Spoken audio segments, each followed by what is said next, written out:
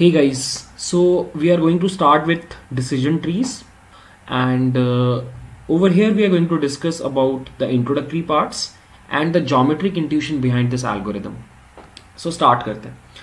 So before starting, I would say this कि decision trees are very intuitive. मतलब it's one of those algorithms जो तुमको समझ में आता है कि behind the scenes काम कैसे कर रहा है, राइट? सो इसको समझने के लिए हम कुछ एग्जाम्पल्स लेते हैं जिससे ऑटोमेटिकली हमारा अंडरस्टैंडिंग क्लियर होगा. ठीक है, जैसे ये एक सैम्पल डेटा सेट है जो मैंने क्रिएट किया है.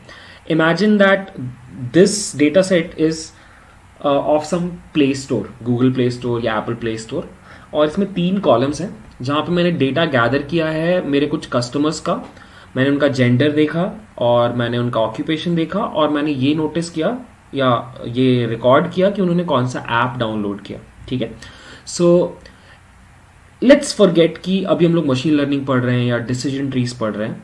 एक बार एकदम प्रोग्रामिंग मोड में आके इस डेटा को एनालाइज करो एंड टेल मी कि will you be able to write a program जो इस डेटा के ऊपर बिल्टअप हो, और अगर कल को कोई नया यूजर आता है और मुझे उसका जेंडर और ऑक्यूपेशन पता है तो क्या मैं उसको एप्स रिकमेंड कर सकता हूं कि नहीं. ठीक है, सो नाउ 1 मिनट के लिए तुम वीडियो को पॉज करोगे तो यू विल नोटिस कि ऑक्यूपेशन वाले कॉलम को अगर तुम देखो ध्यान से तो तुम इसके बेसिस पे बहुत इजीली अपने पूरे डेटा को स्प्लिट कर सकते हो. नोटिस करो जहां जहां भी स्टूडेंट है इस जगह पे या इस जगह पे, उसने हमेशा पबजी ही डाउनलोड किया, राइट? तो तुम इजीली अपने डेटा को 2 पार्ट्स में डिवाइड कर पा रहे हो, students, non students. Now let's talk about non students. So non students में यू कैन सी कि अलग अलग एप्स डाउनलोड हुए हैं, राइट? अब यहां पे तुमको सेकंड वाला कॉलम काम आएगा, और तुम नोटिस कर सकते हो कि जब भी जो हमारा प्रोग्रामर है वो फीमेल है तो उसने गिटहब डाउनलोड किया, और जब भी मेल है तो उसने व्हाट्सएप डाउनलोड किया. Now that you have noticed this, you can easily create a if else statement like this. So first you write a condition on occupation. So you'll ask if occupation is equal to student, you will print PUBG, or rather you will recommend PUBG. Else you will ask the second question, whether the gender is female. If it is, you will print GitHub. Else you will print WhatsApp. Simple, right? And that is how decision trees work. This is a decision tree in front of you. Decision trees are nothing but nested if else conditions, और वो बिल्कुल ऐसे ही build होते हैं. ठीक है, now you might ask कि okay मेरे को ये दिखाई दे रहा है कि वहाँ पे डिसीजन मेकिंग हो रहा है, but where is the tree, right? So let me show you the tree. This is the program, right? Now what I will do is from this program I will build a control flow structure. So this is my first node where I'm asking the first question, is occupation student? And there are 2 possibilities, right? So if it is yes, I will recommend PUBG. If it's no, then I'll ask the second question, is gender female? If the answer is yes, I'll recommend GitHub. Else I'll recommend WhatsApp. And this structure on the left side of the screen resembles a tree. Although उल्टा है, मतलब normally trees में root नीचे होता है, leaves ऊपर होते हैं, बट डिसीजन ट्रीज में रूट सबसे टॉप पे आता है और लीव्स हमारे बॉटम पे होते हैं. ठीक है, तो आई गेस थोड़ा सा एक अंडरस्टैंडिंग डेवलप हुआ. तो let's solidify that understanding with one more example. This data set I have collected from a university website. It's a very famous data set about playing tennis. So weather conditions दी हुई है और सामने बताया हुआ है कि उस प्लेयर ने उस दिन टेनिस खेला कि नहीं. So the first example is कि outlook was sunny, temperature was hot, humidity was high, wind was weak, तो बंदे ने टेनिस नहीं खेला. सिमिलरली थर्ड रो में if you go, overcast conditions थी, हॉट था टेम्परेचर, हाई थी ह्यूमिडिटी, विंड वाज वीक, तो बंदे ने खेला. Now again I would recommend कि 1 मिनट के लिए वीडियो को पॉज करो और ट्राई करो एक डिसीजन ट्री बनाने का, right? Again going by the same logic, you have to just observe किस कॉलम के बेसिस पे मैं डेटा को इजीली स्प्लिट कर पा रहा हूं. ठीक है, सो ये मैंने गैदर किया है गूगल से ही. इस डेटा सेट के लिए ये डिसीजन ट्री है. सो यू कैन सी यहाँ पर सबसे पहला जो नोड क्रिएट हुआ है वो आउटलुक वाले कॉलम के ऊपर हुआ, एंड सबसीक्वेंटली हमने बाकी के नोड्स क्रिएट किए, right? And that is how decision trees work. In fact let me show you कि अगर तुम इस डिसीजन ट्री के ऊपर एक नया इनपुट क्वेरी पॉइंट देते हो जिसमें outlook is rainy, temperature is mild, humidity is high and wind is strong, तो क्या होगा? सो सबसे पहले हम पहला क्वेश्चन पूछेंगे on outlook. So you can सी हमारा आउटलुक नए पॉइंट में रेनी है, तो हम ये ब्रांच में नहीं जाएंगे, ये ब्रांच में नहीं जाएंगे, and will directly get into the rainy वाला ब्रांच. देन ऑटोमेटिकली मेरा डिसीजन ट्री मेरे से क्वेश्चन पूछ रहा है tell me about the humidity. So मैंने टेम्परेचर को इग्नोर किया और मैंने ह्यूमिडिटी को देखा. So humidity is high, so I not play. So you can see although मेरे पास दो और चीजें थी जिसके बेसिस पे मुझे डिसाइड करना था, बट सिंस मेरा डिसीजन ट्री बना ही ऐसे है तो मेरे को सिर्फ दो ही पॉइंट से मेरा काम चल गया और मेरा लॉजिक काम कर रहा है, एज इन आउटपुट दे रहा है. ठीक है. सो आई थिंक एक रफ अंडरस्टैंडिंग डेवलप हो रहा है अराउंड डिसीजन ट्रीज. और देखते हैं एक एग्जाम्पल. यू माइट आस्क कि अभी तक हमने जितना भी डेटा देखा, जितने भी कॉलम्स देखे, सारे के सारे कैटेगोरिकल थे, तो वहां पे चलो हो जा रहा है. व्हाट इफ मेरा कॉलम में न्यूमेरिकल डेटा है, देयर आर नंबर्स, तो क्या होगा? So for that also I have taken an example. So ये iris data set, if you remember, मैंने उसका एक काइंड ऑफ डेटा कटआउट लिया है. मैंने 4 कॉलम्स के बदले से 2 कॉलम्स लिया as input, which are petal length and sepal length, और मैंने थर्ड कॉलम में टाइप बताया setosa, versicolor and virginica, right?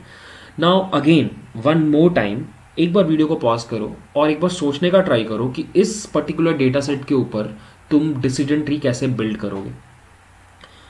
सो ध्यान से देखो, जब भी मेरा setosa as my flower type है, you will notice कि मेरा petal length is less than 1.5.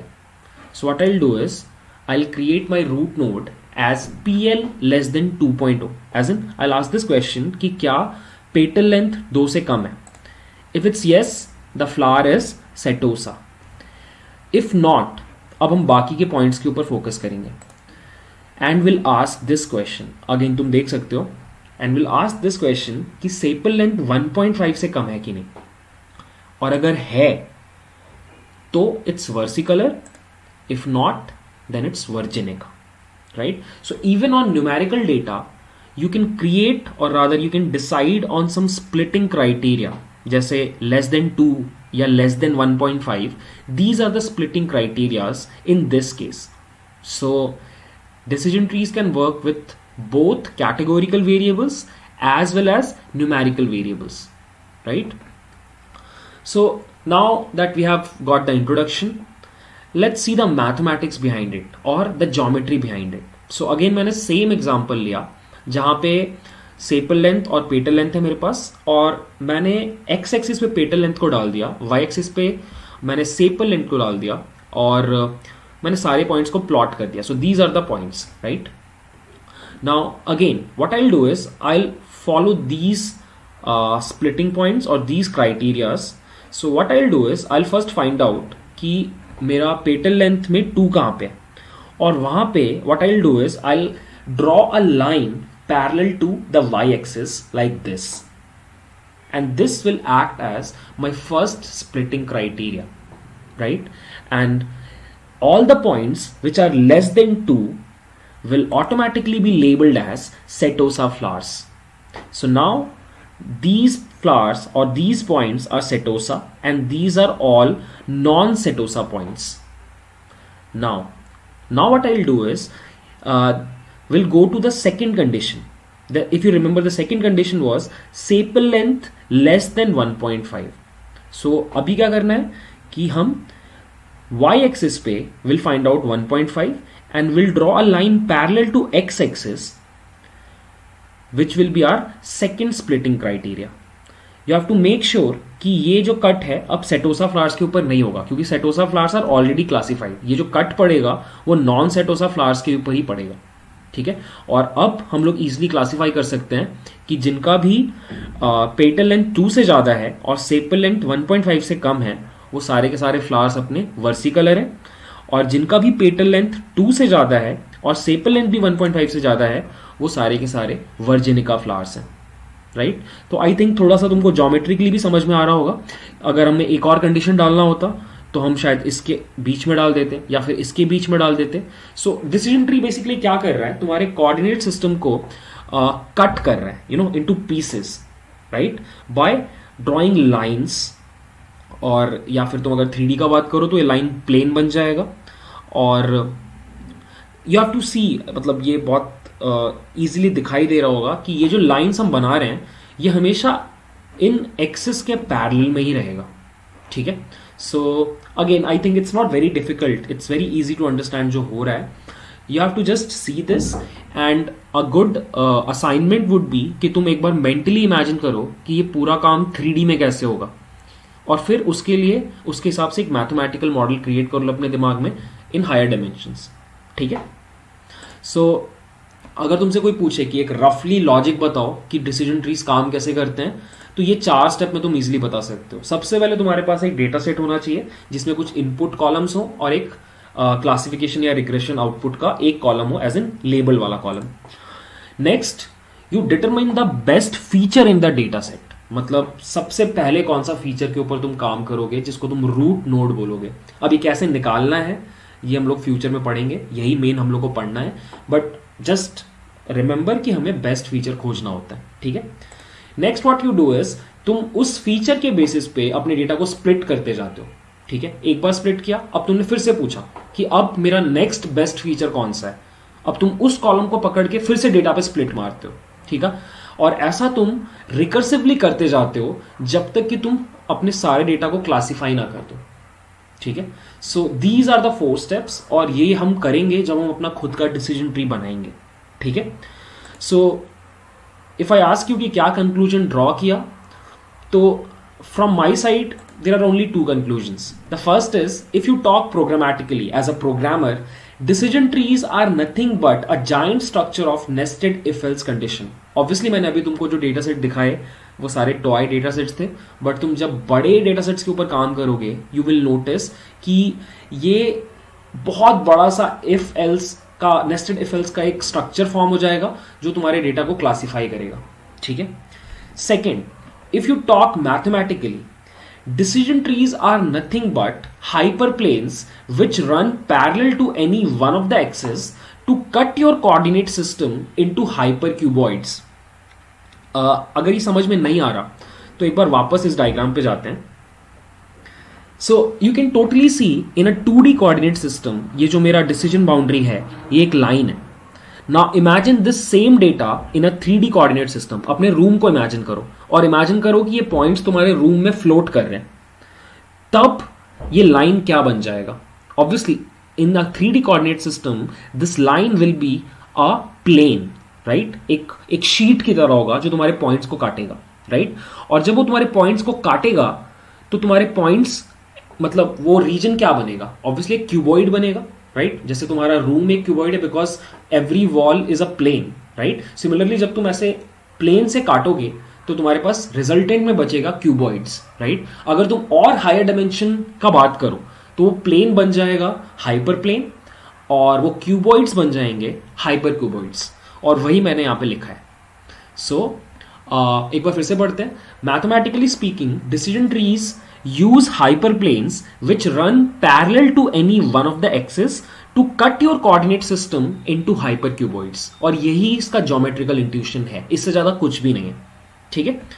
So now that we have concluded, थोड़ा सा टर्मिनोलॉजी देख लेते हैं बिकॉज फ्यूचर में हम लोग को इसके ऊपर काम करना है। सो ये एक सैम्पल डिसीजन ट्री है तुम्हारे लेफ्ट साइड में।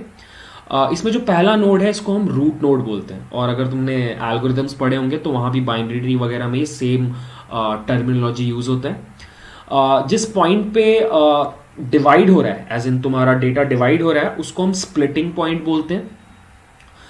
वो नोड्स जो लीफ भी नहीं है और रूट नोड भी नहीं है, बेसिकली बीच में आ रहे हैं, उनको हम डिसीजन नोड्स बोलते हैं। लास्ट में जो नोड आ जाते हैं जिसके बाद अब डिसीजन ट्री खत्म हो जाता है, उसको हम लीफ या लीफ नोड बोलते हैं।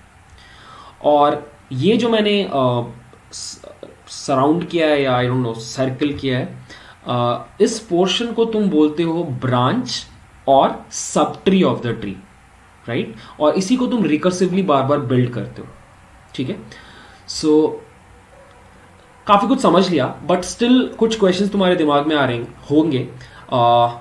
जैसे कि one question could be how to decide which column should be considered as root node, right? मतलब मेरे पास 10 कॉलम्स है, मुझे कैसे पता कि सबसे बेस्ट कॉलम कौन है मेरे डेटा को डिवाइड करने के लिए?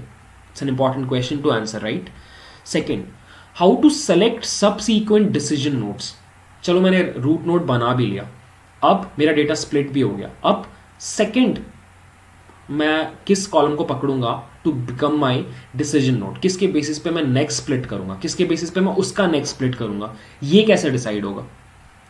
Third question, in terms when you are working with numerical data, जैसे आइरिस वाले डेटा सेट था, वहां पर तुम्हारा स्प्लिटिंग क्राइटेरिया कैसे पता चलेगा?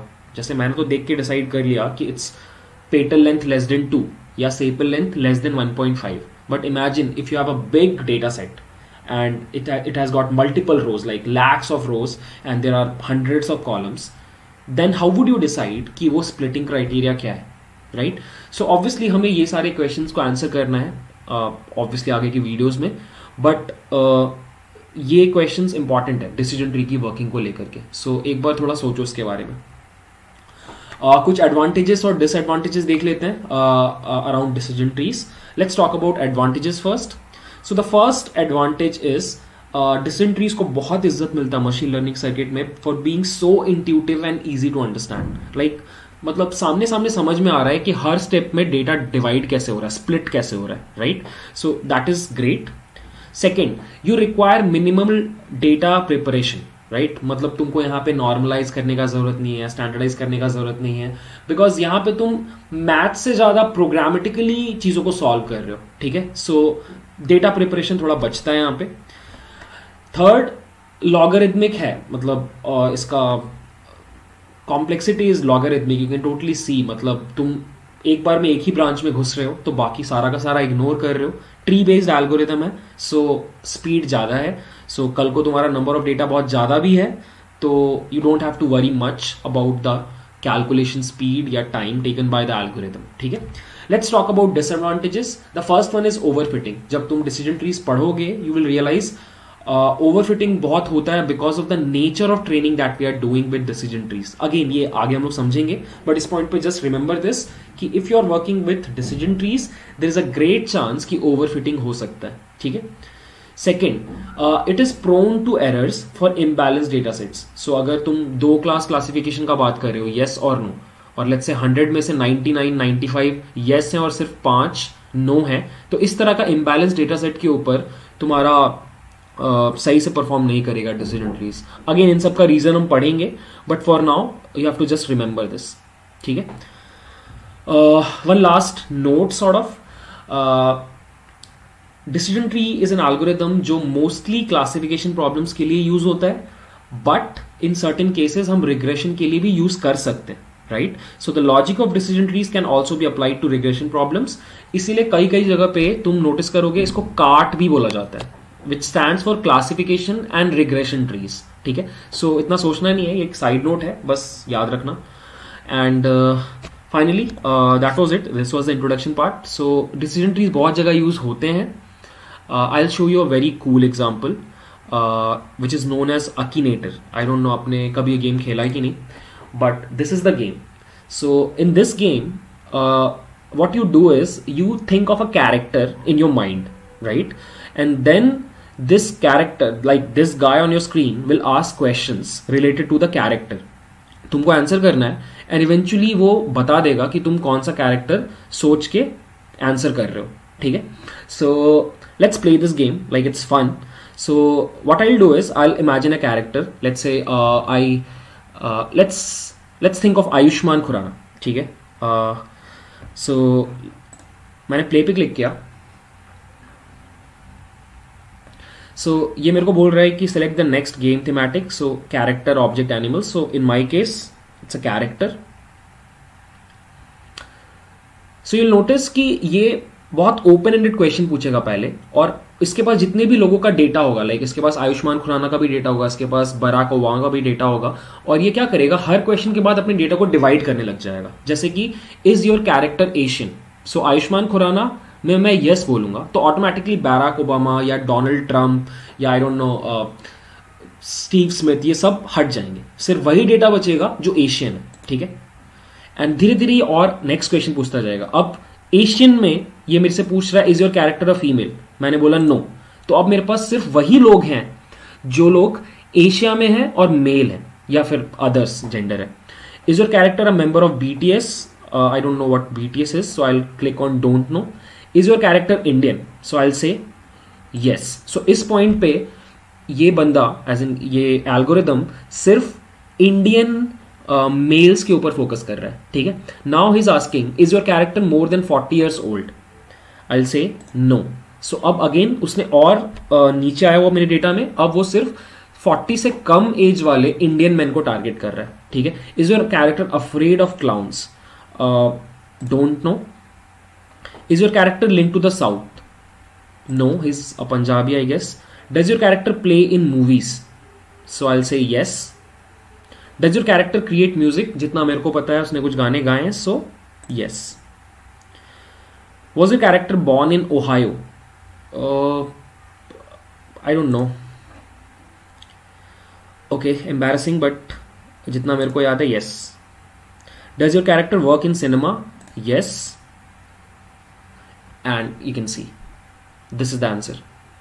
Now this is totally decision tree behind the scenes and you will see कि मतलब ये ऑलमोस्ट कुछ भी आंसर तुमको निकाल के दे देता है, right. It's a fun game, एक बार ट्राई करना, बट इसके पीछे का working is totally because of decision trees, ठीक है। So now that we have a basic understanding about decision trees, now let's learn how exactly decision trees work. And in order to learn how decision trees work, we have to learn two important concepts. The first one is entropy and the second one is information gain. इस video में we are going to learn about entropy and in the next video we'll deal with information gain. So let's start. So you might ask, what is entropy? So this is the most basic definition of entropy. In the most layman terms, entropy is nothing but the measure of disorder, or you can also call it the measure of purity or impurity. So you might have read about entropy in your physics class because it's mostly related to physics, thermodynamics, right? और computers में भी, as in computer science में भी entropy use होता है in information theory. It's a very important concept, ठीक है। So now what we will do is we'll first understand what entropy is with an example, and since it's a topic which is very close to physics, let's take a physics based example. So as you know, water has three states: ice as in solid, water as in liquid, and vapors, right? So my question is, जितना भी अभी तक पढ़ा है related to entropy, थोड़ा सोच के बताओ कि इन तीनों में से सबसे ज्यादा एंट्रोपी किस स्टेट का होगा, right. So as you know, ice is solid, so molecules को मूव करने के लिए बहुत कम स्पेस रहता है, they are tightly packed. In liquid as in water, molecules थोड़ा बहुत मूव कर सकते हैं, and in case of vapour the molecules can move anywhere, right. So अभी तक जितना भी पढ़ा, अकॉर्डिंग टू दैट सबसे ज्यादा ऑर्डर आइस में है, एज इन सॉलिड में है, और सबसे कम ऑर्डर वेपर में है। So according to the definition, इन तीनों में सबसे ज्यादा entropy should be in vapour, right. So now going by this understanding, let's take one more example, and ये एग्जांपल डेटा साइंस के डोमेन का है। So what I have done is, मैंने दो डेटा सेट्स लिए और दोनों का जो लेबल था एज इन वाई था, उसको मैंने एक 2D कोऑर्डिनेट सिस्टम पे प्लॉट कर दिया और मैंने उनको लेबल्स के अकॉर्डिंग कलर कर दिया। So no is red, yes is green. Now again based on your understanding of entropy, जो तुमने पिछले स्लाइड में देखा, you have to tell me कि इन दोनों में, एज इन डेटा सेट 1 और डेटा सेट 2, इन दोनों में ज्यादा एंट्रोपी किसका है, right. Now again the understanding is very very simple. Disorder को तुम बोल सकते हो या रिलेट कर सकते हो अनसर्टेनिटी से, right? Or uncertainty is directly related to knowledge. So basically you are asking this question कि मैं किस में एज इन किस डेटा सेट में ज्यादा कॉन्फिडेंटली प्रिडिक्ट कर सकता हूं, राइट? सो द बेसिक फंडा is more knowledge less entropy. जितना ज्यादा तुमको एक सिस्टम के बारे में नॉलेज है, जितना तुम कॉन्फिडेंटली बोल सकते हो, उतना ही उस सिस्टम का एंट्रोपी कम होगा. So going by that logic, data set 1 has higher entropy because यहां पे प्रिडिक्ट कर पाना थोड़ा ज्यादा डिफिकल्ट है, राइट? सो आई गेस थोड़ा समझ में आ रहा है और थोड़े से डॉट्स कनेक्ट कर पा रहे हो. नाउ यू माइट आस्क कि ठीक है, हमने एक एक काइंड ऑफ आंसर दे दिया कि किसमें ज्यादा है, but what if I want to quantify, मतलब मुझे एग्जैक्टली पता करना है कि एंट्रोपी कितना है, राइट? तो इन that case the mathematical formula for entropy is this, sigma of pi log pi, right? Where pi is simply the frequentist probability of an element I in our data. अगर ये definition या ये formula difficult लग रहा है, late me show you one example. So let's से हमारे पास एक डेटा है जिसमें हमारे पास हमारा y कॉलम है, आउटपुट कॉलम, और उसमें क्लास लेबल्स हैं और सिर्फ दो ही क्लास लेबल्स हैं, yes और no. तो going by this formula, the output for entropy would be this. So what you will do is, let's say हमारे पास टोटल मिला के 10 पॉइंट्स हैं, उसमें से yes वाले 5 पॉइंट्स हैं, no वाले 5 पॉइंट्स हैं. तो what you will do is, you will first find out P yes. So P yes is the probability of finding yes in the entire data set. So that would be half, 5 divided by 10, right?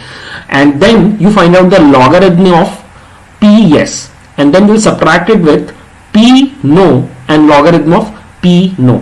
So अगर कल को मेरे पास एक और चीज होता, maybe in that case मैं एक और टर्म ऐड कर देता लास्ट में, ठीक है? अभी हम इसके बारे में भी और डिस्कशन करेंगे, so don't worry about that. But this is the formula for entropy and that is how decision trees calculate entropy. Okay, now let's से हमारे पास दो डेटा सेट्स हैं और ये टॉय डेटा सेट्स हैं, मैंने ही क्रिएट किए. सो यहां पे हमारे पास दो कॉलम्स हैं, सैलरी और एज, और हमारे पास हमारा आउटपुट कॉलम है purchase. Now what will do is, मतलब ये देख के तुम लोग इजिली बता सकते हो, राइट, कि डेटा सेट 1 में एंट्रोपी ज्यादा है, डेटा सेट 2 में एंट्रोपी कम है, राइट? ये तुम लोग देख के बता सकते हो. बट सिंस हमने फॉर्मूला देख लिया है, अब what will do is will calculate entropy for both of these data sets. Okay, so you can see on your screen on the left side I have calculated the entropy for data set 1. So you can see मैंने first I have found out the probability of yes, and then I have multiplied it with the logarithm of probability, and then I have subtracted it with the probability of finding no. ठीक है? So 2 by 5 log 2 by 5 minus 3 by 5 log 3 by 5, and the answer is 0.97. So इस data set के लिए entropy is 0.97. Let's find out the entropy for the second data set, and over here you can see कि हमारे पास एक yes वाला point है, so the probability of finding yes is 1 by 5, and there are 4 no points, so the probability of finding no is 4 by 5. So मैंने simply ये formula लगाया और मेरा एंट्रोपी का आंसर आ रहा है 0.72. So you can see कि हमने क्वांटिटेटिवली भी मेजर कर लिया कि डेटा सेट 1 में डेटा सेट 2 के कंपैरिजन में ज्यादा एंट्रोपी है. ठीक है? In fact let me show you one more example, and यहां पे यू कैन सी सारी की सारी क्लासेस नो है, विच मींस यस है ही नहीं, राइट? सो यहां पे हम बहुत श्योर हैं कि हम कभी भी अगर कोई रैंडम पॉइंट निकालेंगे यहां से, वो नो ही होगा, राइट? सो यहां पे if you calculate the entropy, it's 0 by 5 log 0 by 5 and 5 by 5 log 5 by 5, right? And the answer is 0. So the entropy for this data set, जहां पे सिर्फ एक ही तरह के पॉइंट्स हैं, is 0, right? Now अभी तक हमने क्या किया है, हमने हर बार 2 क्लास क्लासिफिकेशन के लिए ही एंट्रोपी कैलकुलेट किया. बट व्हाट इफ हमारे पास 2 से ज्यादा क्लासेस हैं? So I will show you an example जहां पे हमारे पास 3 क्लासेस हैं, yes, no, may be.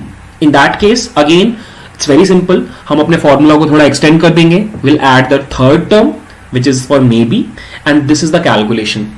So 2 by 8 log 2 by 8, 3 by 8 log 3 by 8, and 3 by 8 log 3 by 8, and the answer is 1.56. Okay, so again ये calculations अगर तुम करके देख लोगे तो it's not at all difficult, like it's very easy. Now here are some observations जो तुमने अभी तक देखा उसके basis पे. The first one is more the uncertainty, more is entropy. या तुम ऐसे बोल सकते हो जितना ज्यादा नॉलेज है एक सिस्टम के बारे में उतना ही कम एंट्रोपी है, एंड वाइस वर्सा।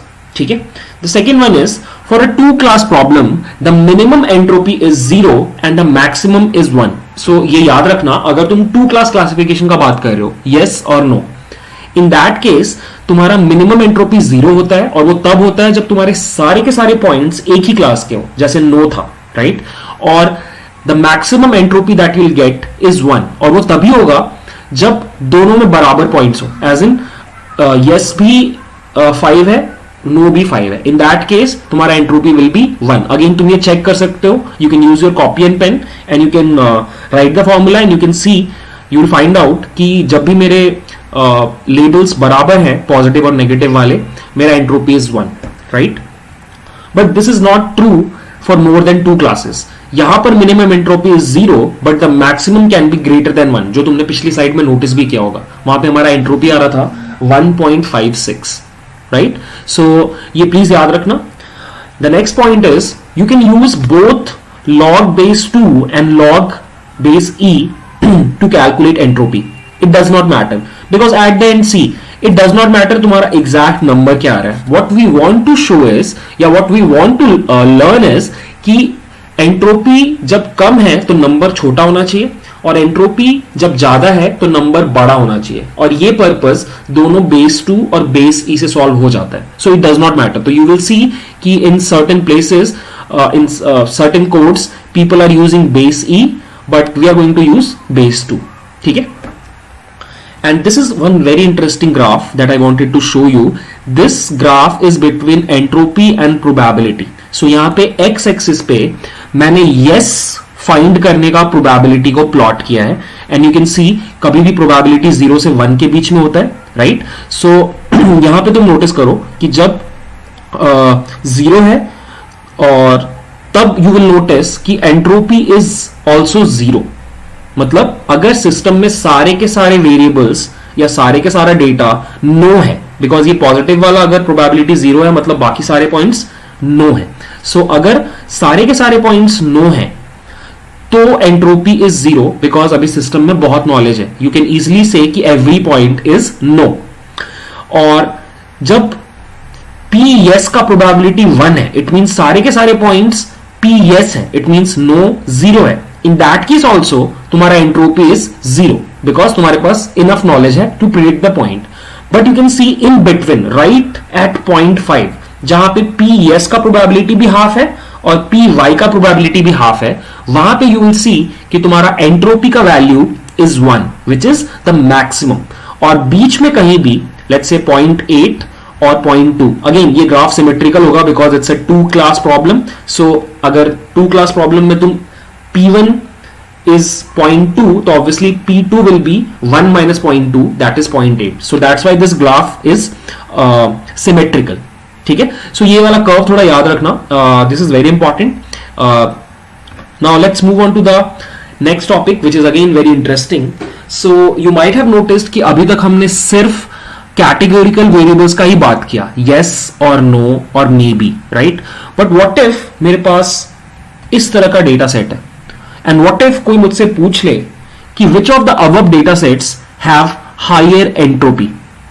सो अगर यस नो होता तो मैं इजिली कैलकुलेट कर लेता, राइट. बट व्हाट इफ यहां पे न्यूमेरिकल डेटा हो, कंटिन्यूअस डेटा हो, तो मैं ये कैसे कैलकुलेट करूंगा, right.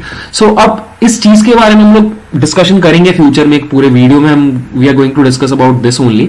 But for now I tell you a shortcut, okay, जिसको यूज करके तुम बहुत इजीली बता सकते हो कि किस में एंट्रोपी ज्यादा है. ठीक है. So to solve this question let me first give you a hint. So let's say मैंने मेरे प्राइस वाले कॉलम्स को निकाला दोनों डेटा सेट में से, और उसको मैंने प्लॉट कर दिया, उसका मैंने हिस्टोग्राम प्लॉट कर दिया. हिस्टोग्राम प्लॉट कर दिया या मैंने उसका नॉर्मल डिस्ट्रीब्यूशन केडीई प्लॉट कर दिया. ठीक है. So you know about KDE, मैंने केडीई प्लॉट कर दिया. सो नाउ लेट्स से ये जो लाइटर टोन है, as in this light blue shade, ये डेटा सेट 1 का आया, लाइक इस प्राइस का ये वाला डिस्ट्रीब्यूशन है, और सेकेंड वाले प्राइस का ये डार्क ब्लू वाला डिस्ट्रीब्यूशन है, right. Now pause the video for a second और खुद से क्वेश्चन पूछो कि क्या ये कर्व मेरे को कुछ बता रहा है एंट्रोपी के बारे में. right?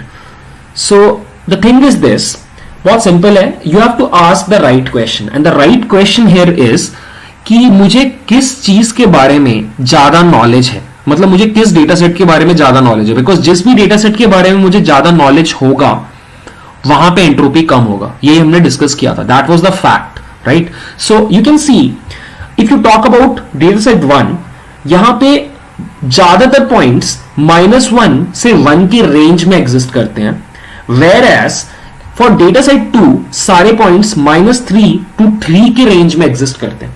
नाउ खुद से क्वेश्चन पूछ के देखो, मुझे ज्यादा नॉलेज किस सिस्टम के बारे में, मतलब if I find out a point, मेरे को ज्यादा मतलब एज एन कम एरिया में ज्यादा पॉइंट्स कहां से मिल रहे हैं, डेटा सेट 1 से, right? So the answer is data set 1 has less entropy in comparison to data set 2. So कभी भी तुमको अगर कंटिन्यूअस वेरिएबल्स मिले, the answer will be this. जिस भी डेटा सेट का केडी प्लॉट करने पे कम पीकेडनेस आ रहा है, इट मींस कि जिसमें भी कम पीकेडनेस है उसका एंट्रोपी ज्यादा होगा. So in this case dark blue वाले का peakedness is less in comparison to light blue वाला, so the entropy is higher in dark blue as in data set 2. Okay, in this video we're going to talk about information gain. So let's start. So according to the definition, information gain is a metric used to train decision trees. Specifically, this metric measures the quality of a split based on a column. The information gain is based on the decrease in entropy after a data set is split on an attribute or column. Constructing a decision tree is all about finding that attribute which returns the highest information gain.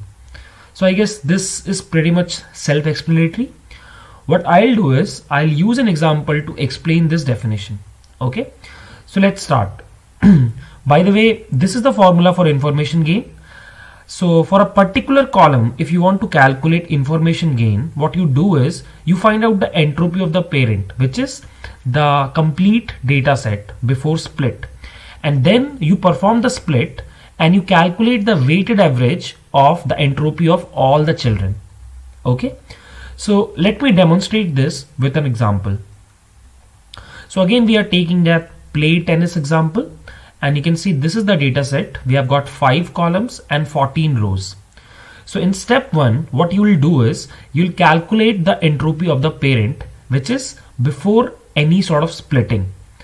And the formula for entropy is on your screen. And you can easily see that after calculating the entropy for yes and no, we are getting 0.94 as our entropy. Okay. Now what you will do is, let's say, on the basis of outlook column, we'll divide this entire data. So we'll perform group by, and what that will do is it will divide this entire data into 3 parts. So one data set will contain only only rows, which is outlook value of sunny. And the second data set will have outlook values of only overcast, and third will be for rainy. Okay. So the data set will look like this. In this step, which is step 2, we'll calculate the entropy of all these child data sets. Okay, and you can see over here in the first data set, the values for outlook column is sunny for all the rows. Same here, we have got overcast, and over here we have got rain. Okay, now what we will do is we'll calculate entropy for all of these data sets. So for the first one, you can easily see that there are 2 no values and 3 there are 3 no values and 2 yes values. So the value for entropy for this data set is 0.97. For the second one, you can easily see that the play column has all the values as yes, hence the entropy would be 0. And similarly, calculating it for the rain column, we are getting a value of 0.97. Let's move on to step 3, where we will calculate the weighted entropy of children. So the formula is very simple. What you do is you multiply each of the entropies with the weighted average. So for the first data set, as you can see, we have got 5 rows, and initially the data set had 14 rows. So the weighted average would be 5 by 14 multiplied by the entropy of the data set. The second data set had an entropy of 0, and you will multiply it by 4 by 14 because the second data set had 4 rows, and same for the rainy one. And you can see the weighted entropy of children is 0.69. And now, by the way, you can see that P overcast is a leaf node as its entropy is 0. Okay, so whenever you get an entropy of 0, you do no more splitting on that data. So it is considered to be a leaf node. In step 4, we calculate the information gain. We already know the formula. Information gain is equal to entropy of parent minus weighted average of entropy of children. And we have calculated both of them. So the value would be 0.97 minus 0.69. Hence, you can conclude that the information gain or the decrease in entropy when you split this data on the basis of outlook column is 0.28. Okay. Now, moving on to step 5, we'll calculate information gain for all the columns. And whichever column has the highest information gain, the algorithm will select that column to split the data. And finally, the last step, the algorithm will find information gain recursively. So decision trees implement a recursive greedy search algorithm in top-bottom fashion to find information gain at every level of the tree. Okay. Once a leaf node is reached, that is the entropy is 0, no more splitting is done on that particular data set. Okay. So I hope you are clear with the concept of information gain. It is pretty much straightforward. I would suggest to take a data set and try this manually. Okay. And in this video, we are going to discuss an important topic called Gini impurity. ठीक है, अभी तक हमने इस playlist में entropy पढ़ा, फिर entropy को पढ़ के हमने इंफॉर्मेशन गेन कैलकुलेट करना सीखा. और इंफॉर्मेशन गेन क्यों इंपॉर्टेंट है वो हमें पता है, क्योंकि इंफॉर्मेशन गेन को यूज करके ही आपके डिसीजन ट्री एल्गोरिदम को पता चलता है कि कौन से कॉलम के ऊपर स्प्लिट मारना है. राइट. तो the question is Gini impurity क्यों पढ़ रहे हैं. अगर हमने पूरा फ्लो स्टैब्लिश कर लिया तो what is the requirement for Gini impurity. So apparently requirement है, क्योंकि अगर आप साइकिट-लर्न के ऑफिशियल डॉक्यूमेंटेशन में जाते हो जहां पे डिसीजन ट्री क्लासिफायर का डॉक्यूमेंटेशन है, वहां पे you can see there is a hyper parameter called criteria and उसकी दो पॉसिबल वैल्यूज हैं, Gini and entropy.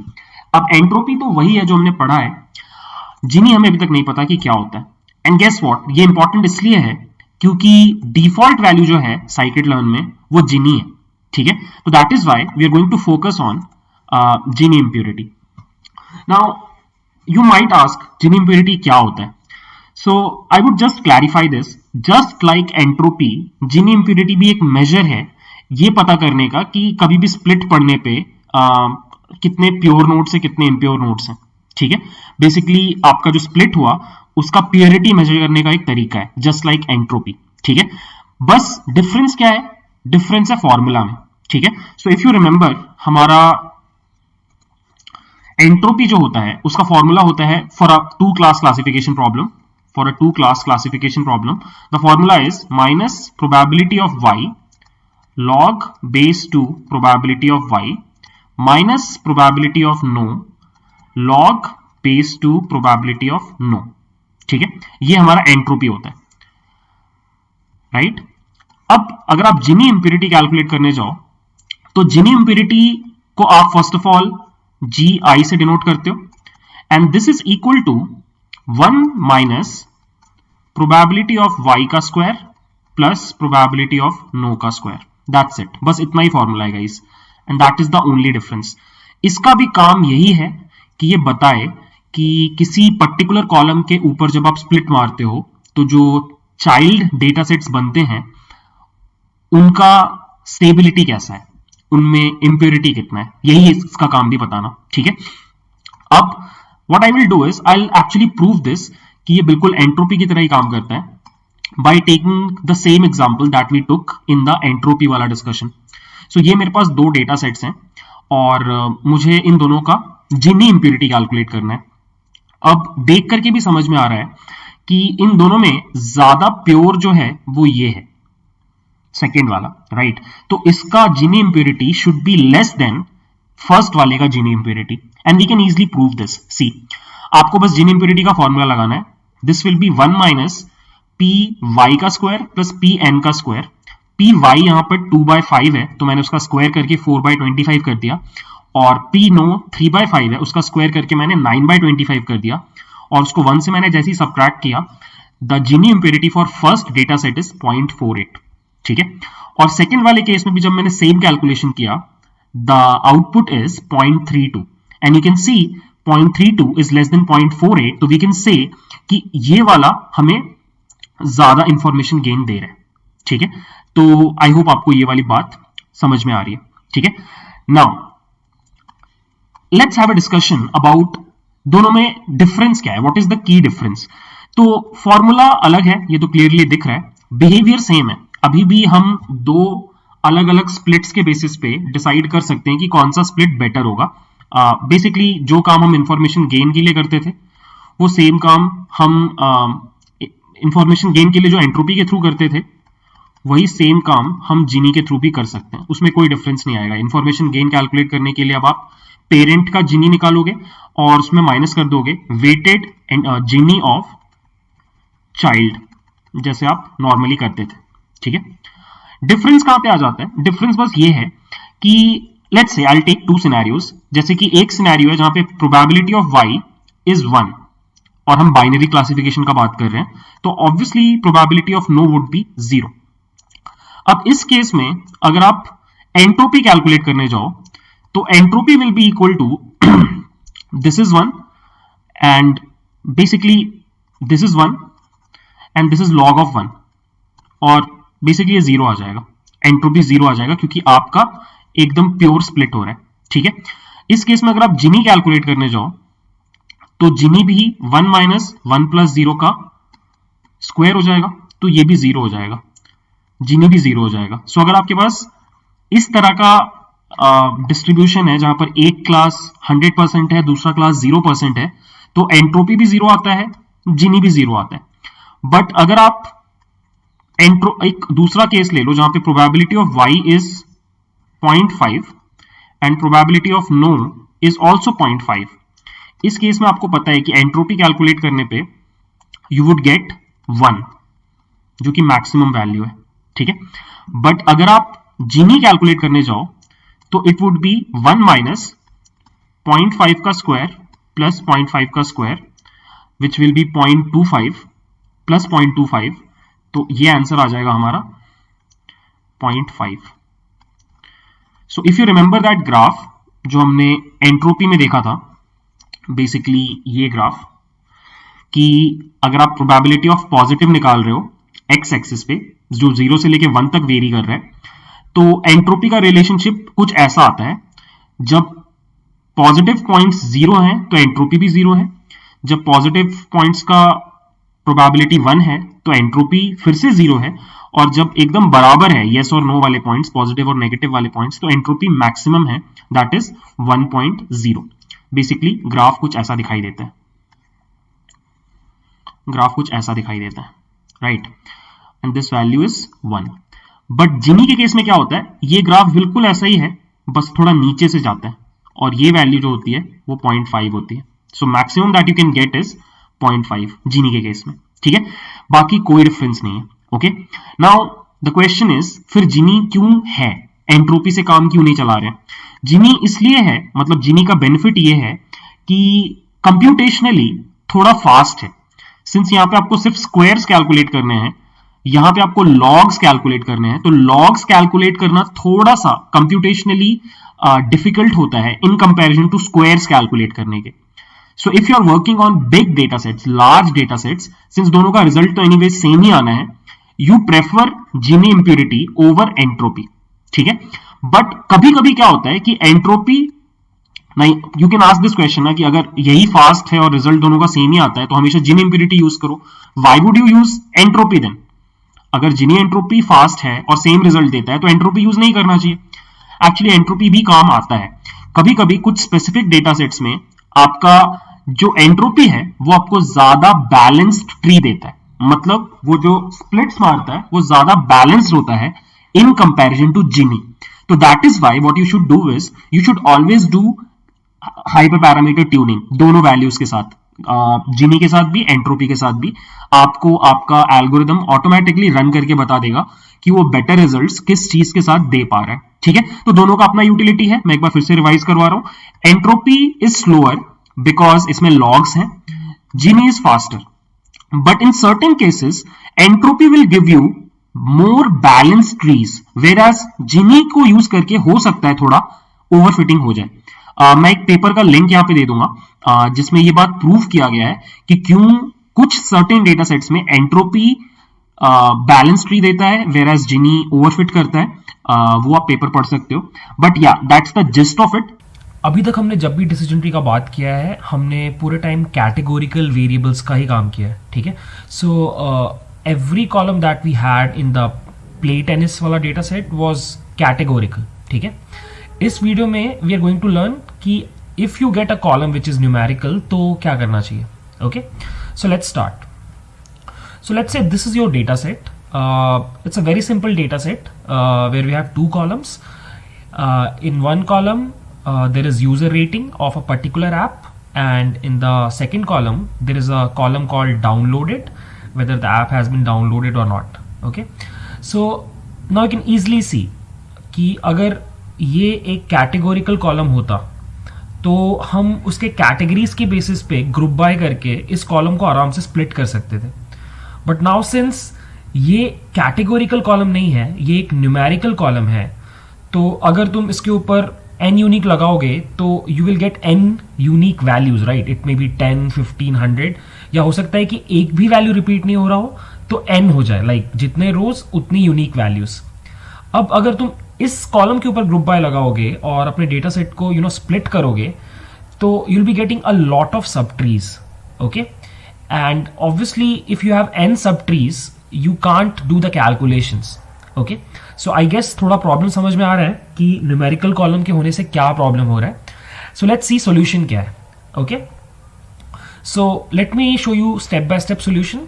so the step one is to sort the data on the basis of your numerical column. so as you can see this was my data initially, और मैंने user rating column की basis पे पूरे data को split कर दिया। Okay, सो हमारे पास 5 no है अभी भी, और there are I guess 7 yes. so the next step would be to do this.